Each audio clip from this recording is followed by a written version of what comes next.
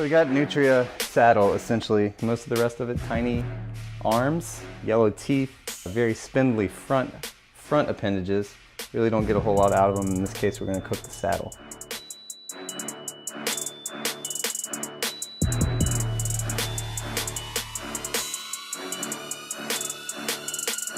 Not a lot of experience cooking Nutria. It's kind of one of those things that you do it and pretend that you're experienced with it so that people will actually eat it. They're rats about the size of a Cocker Spaniel with huge teeth. Nutria, its presence in South Louisiana, it's an invasive species. It didn't bring itself here, of course. And so the fur trade was booming for many years, but by the time we got into the 70s, there were probably 20 million Nutria in coastal Louisiana, and then the fur trade went down because people stopped wearing fur. So the Nutria have done a tremendous amount of damage along with all the other things that are eating away on the coastline. The Nutria aren't helping a thing. So there's a bounty, the state has a bounty on people that get a license and trap and kill Nutria. We got some Nutria that need shooting here. Eradicating. Eradicating, exactly. This is like the deer hunter, but you know, with the Nutrias. Yeah, most people are pretty grossed out by Nutria, but I think in South Louisiana people are used to eating frog legs and I mean, you know, peeling head-on shrimp and sucking crawfish heads and all that kind of stuff. So if you tell people a preparation that sounds nice to them, then they'll usually be willing to eat a bite. The few times I've had it, it's been pretty awful.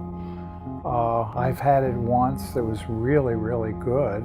And in the hands of a real good chef that knows what he's doing, Nutria can be very palatable. The dish we made with that particular Nutria was a sauce piquante, really common home food staple in Cajun cuisine. In this particular instance, we also added a variety of fresh chilies.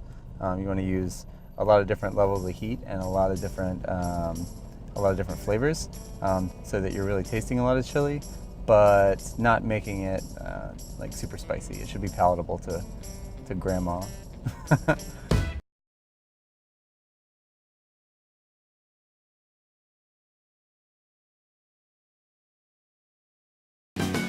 Smells like fried chicken.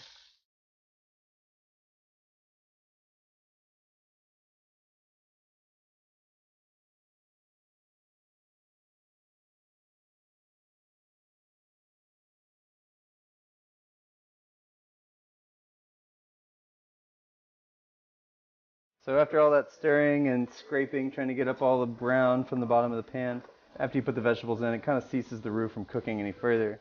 At that point, you're going to move on to adding your garlic, seasoning the vegetables a little bit further, and getting ready to add tomato.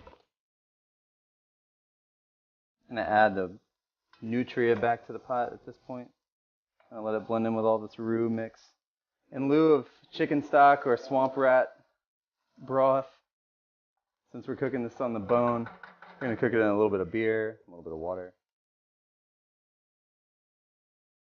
It was really savory. The Nutria itself browned really nicely. It was kind of delicate, like cooking rabbit saddle.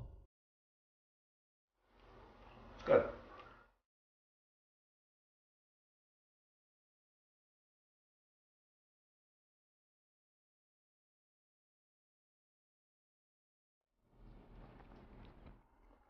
Y'all should have some.